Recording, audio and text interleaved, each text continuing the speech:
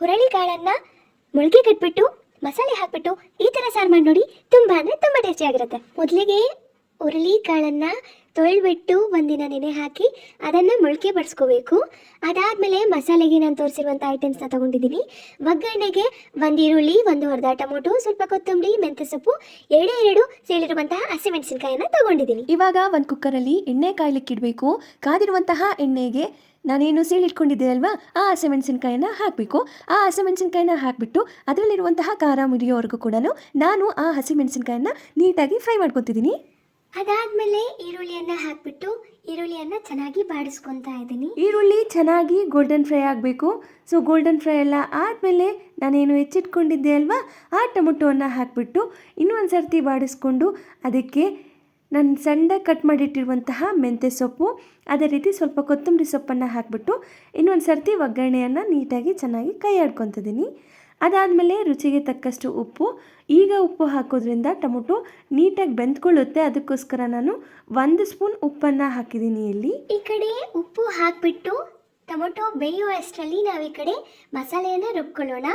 ಮಸಾಲೆಗೆ 1 ಈರುಳ್ಳಿ, 1 ಟೊಮೊಟೊ, 2 ಗಡ್ಡೆ ಬೆಳ್ಳುಳ್ಳಿ, 1 ಇಂಚು ಶುಂಠಿ, ಸ್ವಲ್ಪ ಕೊತ್ತಂಬರಿ, 1 ಅರ್ಧ ಹೋಳು ಕಾಯಿ ತುರಿಯನ್ನು ತಗೊಂಡಿದ್ದೀನಿ.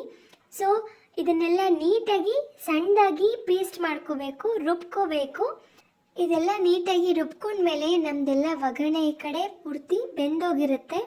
ಆ ಬೆಂದಿರುವಂತಹ ಒಗ್ಗರಣೆಗೆ ಇವಾಗ ನಾನೇನು ರುಬ್ಬಿಟ್ಕೊಂಡಿದ್ದೀನಿ ಅಲ್ವಾ, ಈ ಮಸಾಲೆಯನ್ನು ಹಾಕಬೇಕು.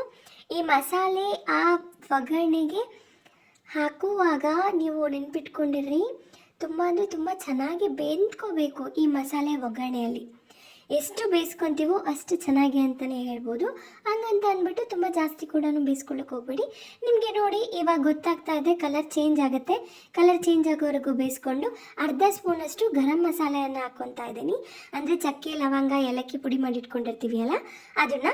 ಸೊ ಅದನ್ನು ಹಾಕ್ಬಿಟ್ಟು ನೀಟಾಗಿ ಕೈ ಆಡಿಬಿಟ್ಟು ಅದಕ್ಕೆ ಇವಾಗ ನಾನು ಏನು ಮೊಳಕೆ ಹುರುಳಿ ಕಾಳನ್ನು ತೊಗೊಂಡಿದ್ದೆ ಅಲ್ವಾ, ನಾನಿಲ್ಲಿ ಕನಿಷ್ಠಪಟ್ಟ ಒಂದು 150 ಗ್ರಾಮಿಂದ 100 ಗ್ರಾಮಷ್ಟು ನಾನು ಹುರುಳಿಕಾಳನ್ನು ಮೊಳಕೆ ಕಟ್ಟಿದ್ದೆ. ಸೊ ಅದನ್ನೇ ಇದಕ್ಕೆ ಹಾಕ್ಕೊತಾ ಇದ್ದೀನಿ, ಮೊಳಕೆ ಕಟ್ಟಿರುವಂಥ ಹುರುಳಿಕಾಳನ್ನು. ಸೊ ಇದನ್ನು ಹಾಕ್ಕೊಂಡ್ಬಿಟ್ಟು ಮಸಾಲೆಯಲ್ಲಿ ನೀಟಾಗಿ ಚೆನ್ನಾಗಿ ಕೈ ಆಡ್ಕೊತಾ ಇದ್ದೀನಿ. ಇವಾಗ ನಾವು ನೀರು ಕನ್ಸಿಸ್ಟೆನ್ಸಿಯನ್ನು ನೋಡ್ಬೋದು.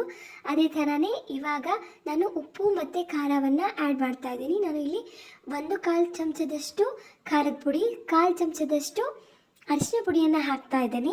ಸೊ ಇದನ್ನು ಹಾಕಿಬಿಟ್ಟು ನಾವು ಇಲ್ಲಿ ವಾಟರ್ ಕನ್ಸಿಸ್ಟೆನ್ಸಿಯನ್ನು ನೋಡಿಬಿಟ್ಟು ಅಡ್ಜಸ್ಟ್ ಮಾಡ್ಕೊಳ್ಳಿ ಅಂತಲೇ ಹೇಳ್ಬೋದು. ಸೊ ಇವಾಗ ನಾನು ನೀರನ್ನು ಆ್ಯಡ್ ಮಾಡ್ತಾ ಇದ್ದೀನಿ. ನಾನು ಇಲ್ಲಿ ಟೋಟಲ್ 3 ಗ್ಲಾಸ್ ನೀರನ್ನು ಆ್ಯಡ್ ಮಾಡಿದ್ದೆ. ಸೊ ನಿಮ್ಮ ಕನ್ಸಿಸ್ಟೆನ್ಸಿನ ನೋಡ್ಕೊಂಡ್ಬಿಟ್ಟು ಅಕಾರ್ಡಿಂಗ್ಲಿ ನೀವು ಮಾಡ್ಕೊಳ್ಬೋದು. ಸೊ ನಾನಿಲ್ಲಿ ಏನೇ ಮಸಾಲೆ ಪದಾರ್ಥ ತೋರಿಸಿರ್ಬೋದು, ಅದು ನೀವು ಎಷ್ಟು ಹುರುಳಿಕಾಳನ್ನು ತೊಗೊಂಡಿರ್ತೀರ ಅಲ್ವಾ ಅದ್ರ ಮೇಲೆ ಡಿಪೆಂಡ್. ನಾನು ಇಷ್ಟು ತೊಗೊಂಡಿದ್ದೆ, ಅದಕ್ಕೋಸ್ಕರ ನಾನು ಇಷ್ಟು ಮಸಾಲೆಯನ್ನು ಜೋಡಿಸಿದ್ದೀನಿ. ಸೊ ದಟ್ ನೀವು ಅದಕ್ಕೇ ಮ್ಯಾಚ್ ಮಾಡಿಕೊಂಡು ಬೇಕಾದರೆ ನೀವು ಸಾರು ಮಾಡುವಾಗ ಅಡ್ಜಸ್ಟ್ ಮಾಡ್ಕೊಳ್ರಿ ಅಂತಲೇ ಹೇಳ್ತೀನಿ. ಇನ್ನೇನು ನೀರೆಲ್ಲ ಹಾಕಿದ್ಮೇಲೆ ಕುಕ್ಕರ್ ಲಿಡ್ಡನ್ನು ಕ್ಲೋಸ್ ಮಾಡಿಬಿಟ್ಟು 2 ವಿಜಿಲನ್ನು ತೆಗೆಸ್ಕೋಬೇಕು. 2 ವಿಜಿಲೆಲ್ಲ ತೆಗೆಸ್ಕೊಂಡ್ಮೇಲೆ ಇಟ್ಸ್ ರೆಡಿ ಟು ಸರ್ವ್. ಚಪಾತಿ ಜೊತೆಗೆ ಬೇಕಾದ್ರೂ ತಿನ್ನಿ, ಮುದ್ದೆ ಜೊತೆಗೆ ಬೇಕಾದ್ರೂ ತಿನ್ನಿ, ರೈಸ್ ಜೊತೆಗೆ ಬೇಕಾದ್ರೂ ತಿನ್ನಿ. ನಾನು ಚಪಾತಿ ಜೊತೆ ಸರ್ವ್ ಮಾಡಿದರೆ ತುಂಬ ಅಂದರೆ ತುಂಬ ಚೆನ್ನಾಗಿತ್ತು. ಕುಕ್ಕರ್ ವಿಜಿಲ್ ಆಗ್ತಿದ್ದಂಗೆ ಮನೆಯೆಲ್ಲ ಘಮ ಘಮ ಅಂತ ಸ್ಮೆಲ್ ಬರ್ತಿತ್ತು ಕಣ್ರಿ. ಅಷ್ಟು ಚೆನ್ನಾಗಿತ್ತು ಈ ಸಾರು ಅಂತಲೇ ಹೇಳ್ಬೋದು. ನೀವು ಕೂಡ ಟ್ರೈ ಮಾಡಿ.